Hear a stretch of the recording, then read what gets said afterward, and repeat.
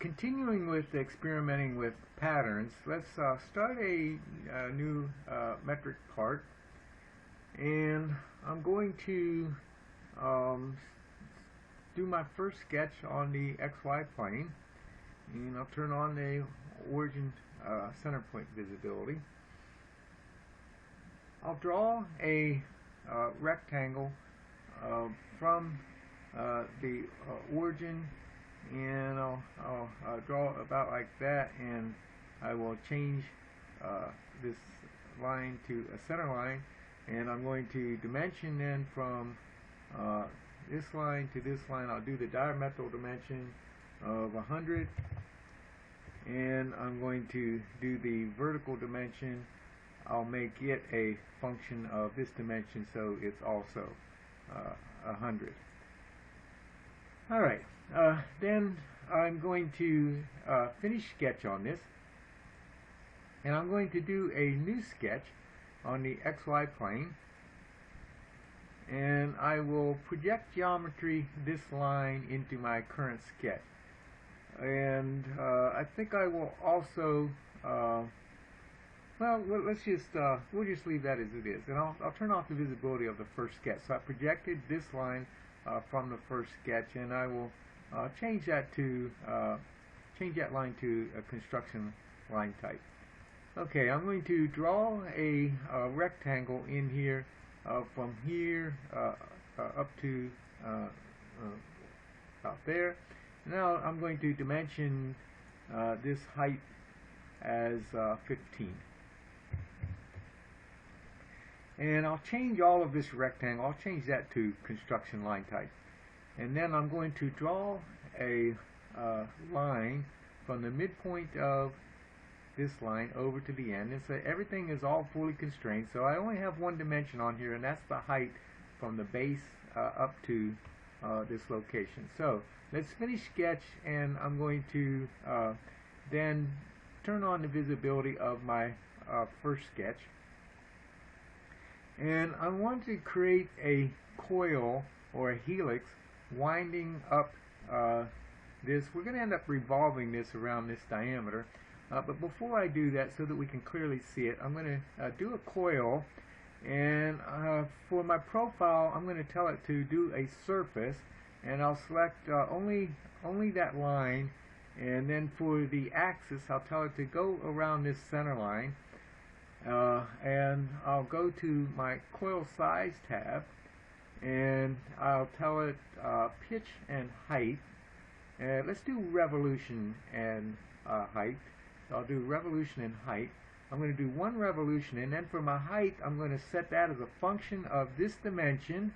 And actually, since I made, well, this is the height, I might change that. I'm going to then I need to subtract the 15 from this side, and also from the other side. So I'm going to do minus, and I'm going to do this 15 times 2.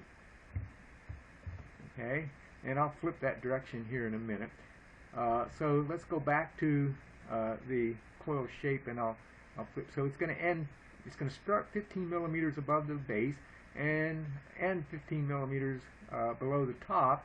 And everything is based on, or this is based on this dimension. So if I change that dimension, this height will also change of that helix. And so we see that I have that helical curve. All right, I want to create a work plane on this line, perpendicular to that point on the end of that curve. So I'm going to tell it to do a plane. I will select that line, I'll select that point, and it puts a work plane at that location. Let's go back and turn on the visibility of sketch number 1. I'm going to revolve that. So I'll do revolve, and I'll say OK to that. Now I will hide the visibility of sketch number 1. So I have that helical curve inside this solid part, and I will do a new sketch on this plane, and I'm going to project geometry this point right there. So I have a sketch point projected into my new sketch.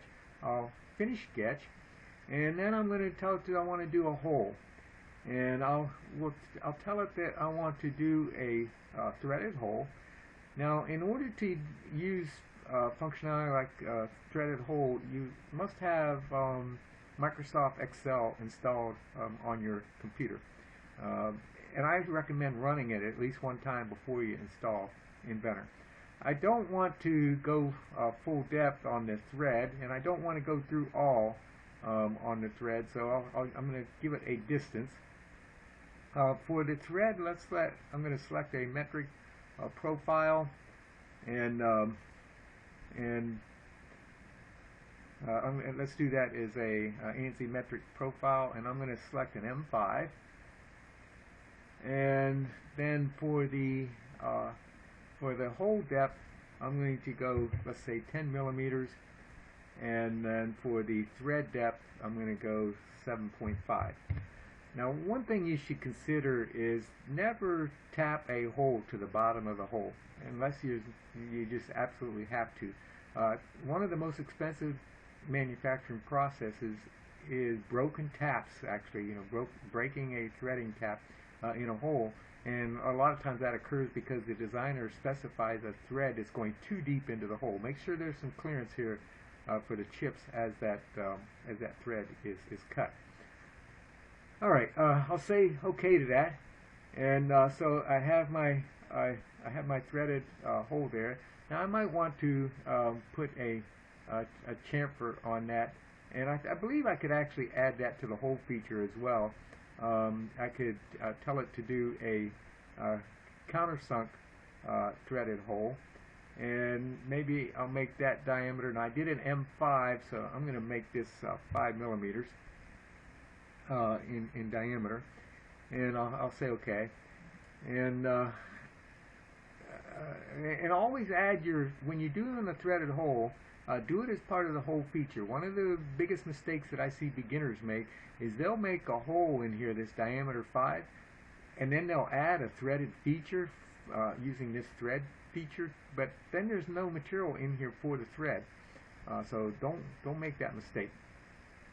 All right, on a previous example, we did a curve-driven pattern.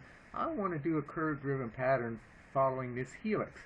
And so I will remember how we do that. We'll go into the rectangular pattern, and I'll select this hole as the feature I want to pattern. For the direction, I will select that curve, and I'll tell it to determine that curve length, and I'll tell it I want to do, say, maybe 30 copies.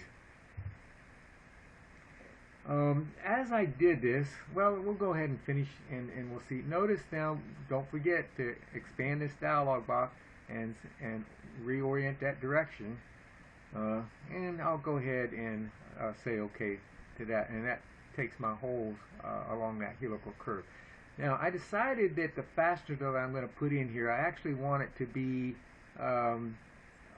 against that face. So I want that to be a spot face. So I'm going to edit that original hole, and I'll select this spot face, and let's see. I'm going to make this diameter, let's say 10. Whoops, I put in 0. Let's do 10. And for the spot face depth, I'm going to change that to 0.5. And I want to make sure that it just makes a clean cut on the side of that cylinder. I'll say OK to that. And so now I see my spot face holes following that helix. I'll turn off the visibility of the helix. I'll turn off the visibility of the work plane. And so we see those features going around the part.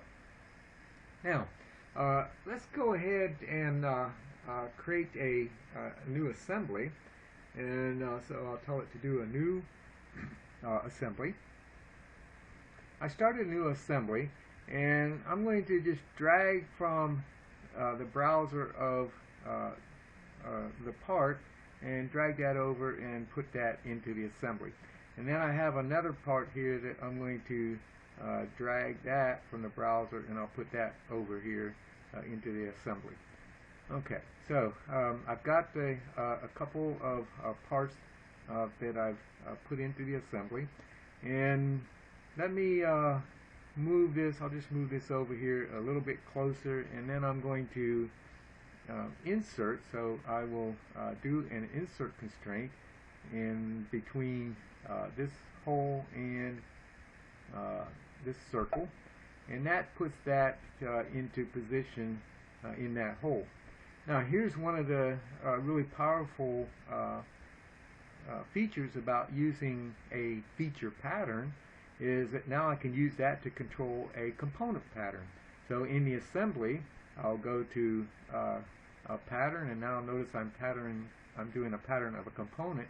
Now be careful on this. Some people get confused with, they go to the design tab or to the 3D modeling tab, and they see this rectangular pattern here. This is for doing a feature level cut, an assembly level cut of the part, not for placing components. So I'll go back to the assembly tab. I'll do a pattern of a component, and this is the component that I'm going to pattern.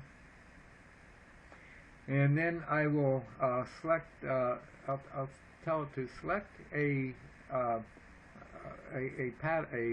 feature pattern, and it goes through and it finds that and places a part or a component in all of the instances of that part level feature.